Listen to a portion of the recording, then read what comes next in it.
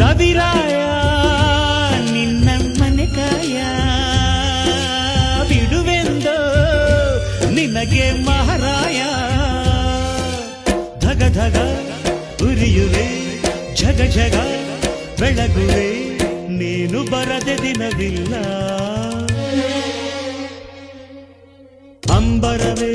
ಅಂಬರವೇರಿ ಸೂರ್ಯನು ಬಂದಾನು ಥಳ ಥಳ ಥಳ ಜಗ